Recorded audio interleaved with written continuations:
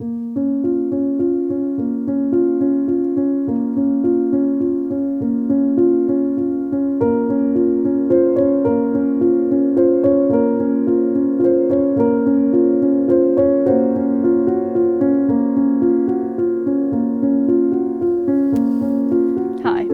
there, my name is Lewis Park and I'm the producer of Been There.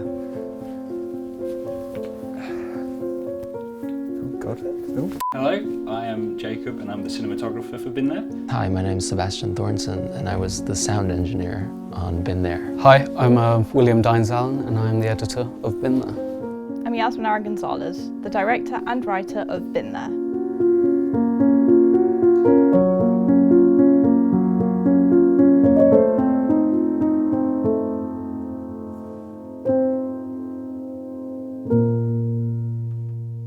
I'm Hannah and I'm playing the role of Gabby. I'm Holly. I was about to use my own name. I am playing the character of Rosie, the girlfriend from the past. Hi, my name is Katie Walker-Cook and I'm an actor and I'm playing Holly in Been There. So I'm on day 2 of being here now out of 3 and I've had a really amazing time. I've really enjoyed meeting everyone else, cast and crew, and Lincoln's really pretty. This is my first time in Lincoln. Actually, this is my first time in Lincolnshire, I think. I've just had lots of fun. Yeah, it's just a bit of England that I've never had the chance to explore before, so I've really enjoyed doing lots of research before I got here and then seeing everything. I'm quite excited to look around Lincoln. I've heard it has quite a bit of history. Not that I've been reading too much into it. Well, you know me. I love to learn a new thing or two. I'd spent a lot of time applying for different roles on various different sites, and to be honest, a lot of them, they're all right, but they're not fantastic. But it was something about this one, it was written so professionally, and there was very clear indication as to what the character was, and I thought I was really attracted to this concept of a lesbian romance that wasn't through the male gaze. It was written from what I could see to be very true to form, and I was really interested in being involved in something like that, for sure. I've had a really great time so far on set. We've got one last scene to shoot today, but it's been really good so far. Lots of early mornings, but it's been worth it, and it's been, long but really enjoyable days. Initially, I think I was drawn to how much detail was put into the application, because often on Mandy it's quite vague, and your whole proposal has so much information on, and I could visualise how the film was going to look, so that's always nice. And I also love Lincoln, so I love all of it, particularly the pubs, which unfortunately aren't open at the moment. But yeah, the cathedral, all of it's just lovely, so it's been nice. I probably actually relate most to Gabby, which is helpful. I don't know, I'm gonna not do myself any favours here, but she's not got very much patience with Holly, and I can relate to that. So yeah, probably Gabby. I actually really enjoyed wrapping yesterday after we'd finished the majority of the hotel scenes, because I think we all just felt such a sense of accomplishment, and we were all, I think everyone was pretty proud of each other. The third day, I'd say that was the longest day, but it was my favourite day. We got to know the actors really well at this point, and we just managed to get a lot of scenes and shots done in good timing. On the third day, we were in the hotel the whole day, so it was just the day for the hotel, and there were so many just colour changes and like room changes type thing, where we would change the pictures on the wall to emulate, past and present, which I always had to keep my eye on. We all seemed to get on very well. Actresses were really into it. They said that they were doing their favourite parts of the scenes, so they were happy. Yeah, it was a good day. I think my favourite really, and it didn't really have much to do with the production, it was day 3 and we were in the hotel, and obviously we'd gone through all this process of making it safe and socially distanced and whatnot. I think we had 4 people in that room when they were shooting, which was so important, so safe as well. But why I enjoyed that the most, day 3, was because, so we had a green room in the hotel, because I was in there obviously, and just sort of almost bonding with the cast and the crew during those breaks. It was so nice it was so lovely, because it felt so relaxed, and we knew the guys in the other room were doing such a great job. They kept coming in, they were just telling us how great it was going. Almost fun, it was fun. talking to the runners that I'd sort of employed for the job, discussing how it had gone so far with the first AD, Joe, talking to Will, the editor, who was sort of organising the timeline at that point, and just sort of bonding. It was a really, really nice day, I think, knowing everything was going smoothly. It's a toss-up between the second and fourth day. I think the movement was just interesting to me. I loved the movement of the camera that we had to employ on the tunnel scenes. Being in the hotel meant that we had so much control over the way things looked, but also the cathedral. If I had to name an individual scene that I loved shooting most, it was the windmill, just because of how naturally beautiful it looked. My favorite was the last day, because on the last day, everything was so smooth. It was so, I mean, we had the wrap at the end, so my favorite day is definitely the last day. All the mistakes that we've made on the first, second, and third day actually paid off in the fourth day, and nothing went wrong. Shot inside and outside as well, which was good variety. And I was satisfied with the takes that we got on the last day in terms of sound, because we had a tracking shot of the two characters under a bridge, and I had to hold the boom above them, but the bridge was actually not so far above their heads, so there wasn't much space for the actual mic to fit. So what I had to do was keep it very steady but walk backwards, so it was a good challenge, and yeah, I enjoyed that, so that was nice. For sure, my favourite shoot day was day 2, which was the cathedral. So on day 2, the crawling time was something 5 AM and we need to go into town. At first I was a bit concerned because getting actresses up and actors up at 5 AM is it's a risky business. As the day got on, the sun got brighter and we went up to the cathedral, and the whole atmosphere of the set was really just comforting, and the pressure didn't seem as on, but we were still producing the quality content as if there was a lot of pressure. We started in September working on this thing, sort of coming up with the ideas for it. It sort of started becoming real around Christmas sort of time, December. And at that stage we were like, what do we want this thing to be? Is this going to be, this is it, you know? So when it came to the pre-production, we were so dedicated to making this thing sort of the magnum opus of our time at uni, definitely. I think for us, it was a case of just aiming for the stars and we'll hit the moon. And we did. I feel like we've accomplished something really, really special with this film. Something really reflective of our hard work that we've put in over 3 years. The bond that we've had as filmmakers. We never expected to get that much money.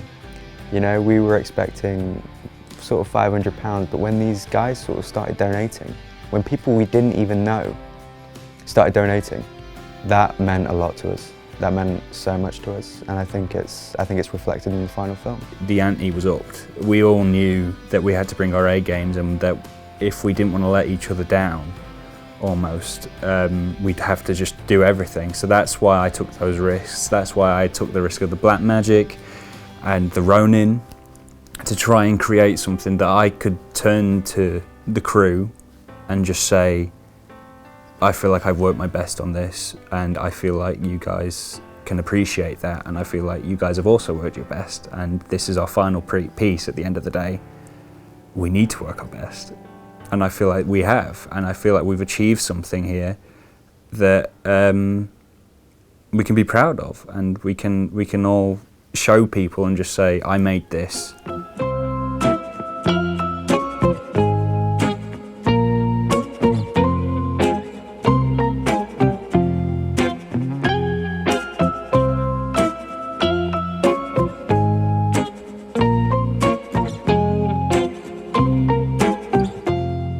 Our main plan with the blocking was to start just getting the looks, getting the certain shots that we wanted, and then adding in extra elements of the cinematography and obviously sound as well. As we got closer towards the shooting dates, it got more about like lighting, how we're gonna light things, so we can tell the gaffer, just so he isn't being presented a blank canvas just to paint upon within like 10 minutes.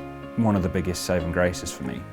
It meant that if I made any mistakes, I could just say, oh, I remember what we blocked. I remember that Yasmin, the director, liked it. Just set up for that quickly, go get it now, done. And it meant that I think we got a lot more coverage, we got a lot more shots, and it meant that I could also get those bare bones basic blocking that we'd done, but then add any extra shots that I wanted to and just say, oh, could we quickly get this, could we quickly get that? It meant that we had the time to do that. I say we had a good 2 or 3 weeks blocking worth. In the hotel, the outdoor locations we used as well. The weather could have been horrific, but we were so lucky to be filming during, I don't know, very hot days, like they were extremely hot. Being able to complain about the heat is pretty good going, I'd say. So yeah, I'm just surprised but delighted how well the shoot went. We managed to get all the shots we wanted, and the actors were just fantastic. They were literally what I wanted them to be. I'm just happy how close the actors got with each other as well. So in between takes, they'd be chatting and laughing, and that really added to the way they portrayed their characters as they became like more comfortable with themselves. When writing Been There, I was reading a lot of poetry at that time. My favourite poem, In Paris With You, is the biggest inspiration for the film, about a man who is in Paris with a rebound, and I just love the whole idea that he's in the city of love, but this hotel is the most disgusting thing ever, with the walls peeling and, you know, just disgusting, and Paris can be seen in a little window, and it's just like this idea of being in love but not really, and it made me think of the script. And then I started watching Eternal Sunshine and Lost in Translation. And Lost in Translation is obviously, you know, a lot of it is based in a hotel as well. And I like this idea of how the two protagonists in Lost in Translation have their own relationships but find comfort within each other even though they had not known each other for long. And I like to show that difference. So that was a very big inspiration. And with Eternal Sunshine, obviously going back to past and present, happiness and sadness. I really wanted to emulate that within film as well. Those are like the main things that influenced me for writing Been There. One of the motifs of the film is being a flower, so Holly and Rosie. They are already flowers, also said by their names. And then with the protagonist Gabby, there are lots of greens. This is because she is not yet a flower, she is just a stem. She needs to bloom in herself to become more colourful, which is what happens in the end. I think I maybe relate more to Gabby because I think her character arc is very interesting. Like, she starts out quite naive, she's very interested in being involved with someone, and it's kind of it's her ruining, really. It's what ends up destroying her ability to make connections, and then she comes back around and discovers herself through being alone, and I think that's something I'm much more related to relationship-wise rather than the other two, which are quite like stark different. I think the sort of the coldness that you get to when you've realised that you don't want to be with someone anymore, and it's almost like a self-preservation thing, that you might not actually necessarily be a bad person, but you trying to save yourself from getting hurt in the process of breaking up with someone. So if you feel like, if I could be as nasty as possible, maybe it will just make this easier and it will make it easier for the other person. So I think I related to that. Just her sort of, her personality and the way that she goes about things is probably similar to the way that I've dealt with things in the past. I actually relate to all three characters. I think that probably everyone can see their own behaviour and like in the way that the three characters interact from different relationships in their own lives. So I think at different periods in my life I've been like those three characters. I think at the moment I'm probably most like Gabby at the end, but I think that's probably where everyone would like to think they are, you know, when you reach that point of kind of closure and self, like being comfortable with yourself. This idea of hanging your own self-worth on another person is probably something that a lot of people, including myself, can relate to. It's something that we all do. We kind of judge ourselves through the eyes of others, and I think that's something that Holly my character is very susceptible to. Maybe the moment yesterday when you offered to buy us all fudge, that was pretty sweet. That was a highlight, definitely. Or today when I was in bed and the light fell on me, that was pretty eventful. That woke me up. I was lying in bed and I was starting to doze, like, because you know you're doing a scene in bed, you get a bit sleepy, but then the light coming down reawakened me. So yeah, that was pretty wild. Looking forward to seeing probably actually the scenes in the hotel room, because the lighting looked so cool when we were doing it, and the differences between the past and the present just looked really effective. So I'm interested to see how you're going to be editing that and how it's going to look, I guess, when it's finished. Yeah, everyone relates to all of them in some way, which is probably why the script works. There was a lot of times where if I wasn't as professional or that we hadn't blocked it out and been so meticulous with our planning that it could have got uncomfortable on set, definitely, especially with the more intimate scenes where we're in the hotel room. But I feel like we managed to conduct ourselves in a way that made the actors feel at ease and meant that they could give their best performance that they could for this film. But I think my main aspects that I'm really proud of are the way that we managed to use the lights, especially like Murray. He really worked well within the boundaries of like the hotel room and then diffusing for us whenever we needed to outside. We have so many shots, but sometimes we love a shot so much, we want to hold it, we want to keep it there. And it just makes my life so much easier. So especially for the cathedral scene, all the shots are beautiful. And it's a shame we have to lose some, but it's been really fun editing and just trying out different things. So I'd say the cathedral scene is one of my favourites, and the hotel scenes are fantastic because that's where the drama really comes to life. And I feel like that's where the actors really excel. Helping out where I can and knowing the boundaries in which when to talk, when not to talk, when to give my input, when not to give my input. But I feel like because of our team's bond, we were able to give input where perhaps on a other set I wouldn't be able to give the input. But I feel like input was welcomed when it was appropriate. So I think that was the biggest challenge for me. The new skill that I really had to master was quite obvious because I hadn't used any of the sound recording kit before, especially not on this level. So I had to do a lot of testing with the Zoom F4, and I used the Sennheiser G4 lav mics, which work pretty great and they're pretty reliable. Getting a good grip on the technicalities and just the shortcuts on the device that I was using was fully crucial, because otherwise we would have had to wait on sound a lot more if I hadn't had done that. But also just, if I'm looking at the entire production, it was really important for me to communicate better. Having experience in cinematography and editing and just filmmaking in general and being so enthusiastic, I had to learn how to communicate that enthusiasm with my group and communicate it in a way so it doesn't appear offensive in any way, or it doesn't give the impression that I would want to override anyone's decisions, because for me it's all about collaboration and creating something great together, and I just really wanted for that to work. It was a skill that I needed to, like when to talk and when not to talk was an important skill to learn on any film set. But on this film set especially, I had to learn when to talk and when not to, when to make a suggestion and when to sort of pull them aside afterwards and explain more in depth about the suggestions that I could have made or should have made, but didn't. And then the next day, it just all went fluidly because of that interaction. So I'm most thankful for the entire crew, really. I think it's a bit cliche because I think everyone's probably said this, but I really am. Even like the runners and the catering and all the actresses as well. They did an amazing job just to make us feel like we can purely focus on what we needed to focus on as heads of department. And specifically, if I was to name a few, like Seb, the sound guy, he really helped me out. Like, he really stepped out of his boundaries, because obviously he has a lot of experience in cinematography, and he really helped me out.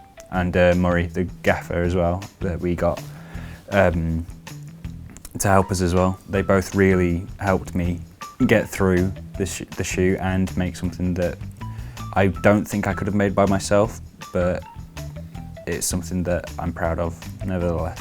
We faced so many risks in shooting this film at a time like this. The weather could have been another one of those factors that we can't really stop, you know. But we were so fortunate on the day to have perfect weather. For all 4 of the days, the weather was great. No rain, it was actually really, really warm, really sunny. Great lighting, which we were also happy about. And again, locations, sort of going through the council, we always face that possibility of, were we even going to be able to get in these places, you know?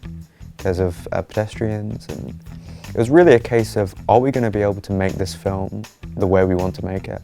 That was the biggest question we were all kind of asking ourselves. Even if it was never sort of explicitly spoken, it was always a case of, is this film even going to go ahead? With COVID, with sort of the demands of the production, are we going to be able to pull this off? The most challenging sort of part of the whole thing for me, the whole film, because you could ask people and they'd say, you know, pre-production, production, those sort of times when the producer is most active.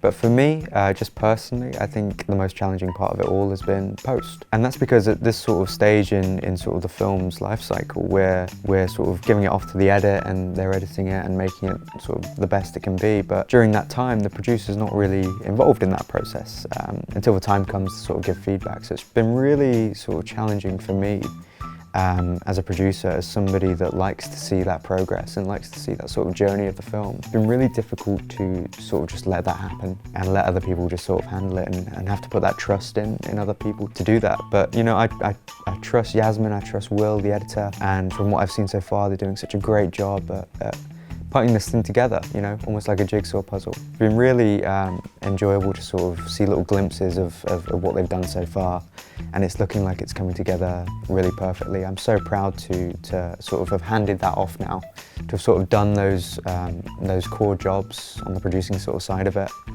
and just let them go and have fun with it, and get that back to us and let us sort of give our feedback and whatnot. It's been a really sort of professional experience. Being with someone you don't care for as much as they care for you, and then the other side being with someone that you care for and they don't care as much for you, which I feel like a lot of people have gone through that. And I think by relating back to my past self as well will make it easier to relate to, because it's a real experience, it's a real thing that's happened. I just want audiences to be able to watch Been There and see themselves in at least one of the characters. By directing during COVID was quite difficult, but it's only, you know, you get used to it and the actors get used to it and you just have to, you know, keep going. So the overall message is find happiness within yourself, grow within yourself and become your own flower.